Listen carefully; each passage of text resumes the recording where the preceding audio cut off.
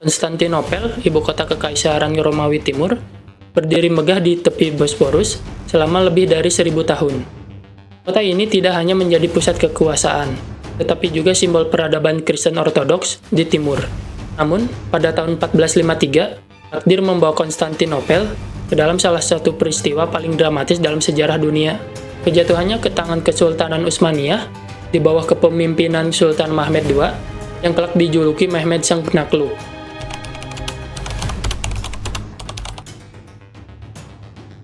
Setelah naik tahta pada usia 19 tahun, Sultan Mehmed II memiliki visi besar untuk memperluas kekuasaan Utsmaniyah.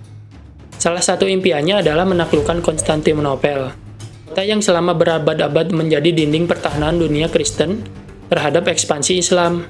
Keinginan ini bukan hanya soal ambisi pribadi, tetapi juga demi memperkuat posisi Kesultanan Utsmaniyah di panggung dunia. Mehmed II menyadari bahwa Konstantinopel memiliki benteng yang hampir mustahil ditembus. Dinding Theodosian yang dibangun sejak abad ke-5 telah melindungi kota ini dari serangan berbagai bangsa, termasuk bangsa Arab, Persia, dan Bulgaria. Namun, Mehmed II tidak gentar. Ia mulai mempersiapkan strategi dengan membangun benteng Rumeli Hisari di sisi Eropa Selat Bosporus untuk memblokade bantuan dari luar.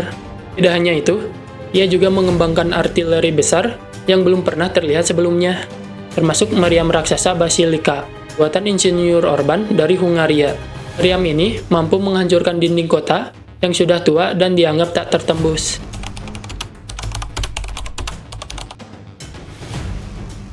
Pengepungan Konstantinopel pada 16 April 1453, pasukan Utsmaniyah yang berjumlah lebih dari 80.000 orang mengepung Konstantinopel. Mereka menghadapi pertahanan yang terdiri dari hanya 7.000 prajurit, termasuk tentara bayaran dari Genoa dan Venesia, serta rakyat sipil yang ikut serta dalam pertahanan kota. Kaisar Bizantium terakhir, Konstantinus XI, bertekad untuk bertahan hingga akhir.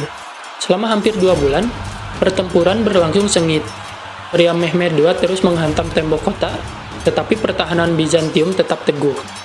Namun pada akhirnya, serangan Utsmaniyah menemukan kelemahan dalam sistem pertahanan kota. Salah satu gerbang kecil, Kerko Porta, ditemukan terbuka akibat kelalaian penjaga, memungkinkan pasukan Utsmaniyah menyusup ke dalam.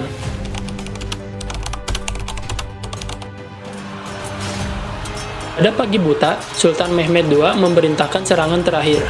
Pasukan elit Janisari menyerbu dinding kota yang sudah melemah. Sementara, tentara lainnya berhasil menerobos pertahanan melalui Kerko Porta. Pertempuran sengit terjadi di dalam kota. Kaisar Konstantinus XI menolak menyerah. Ia melepas jubah kebesarannya dan bertarung hingga titik darah penghabisan. Ia gugur di tengah pasukannya, dan keberadaannya setelah itu tidak pernah ditemukan. Dengan kejatuhan Kaisar, Konstantinopel resmi berada di tangan Kesultanan Utsmaniyah. Kota yang selama lebih dari 1000 tahun menjadi pusat peradaban Kristen di timur, kini berubah menjadi pusat Islam. Sultan Mehmed II memasuki kota dan langsung menuju Hagia Sophia, gereja terbesar di dunia saat itu, yang kemudian diubah menjadi masjid.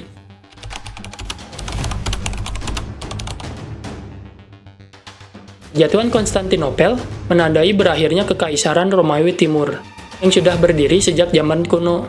Dunia Barat terkejut dengan kejatuhan kota ini, dan mulai mencari jalur perdagangan baru ke timur, yang akhirnya memicu era penjelajahan samudra oleh bangsa Eropa.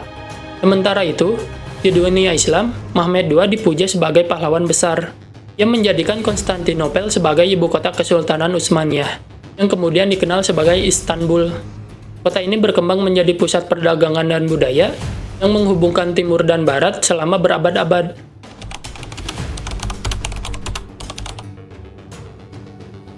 Hari ini, Konstantinopel yang kini bernama Istanbul tetap menjadi salah satu kota paling bersejarah di dunia.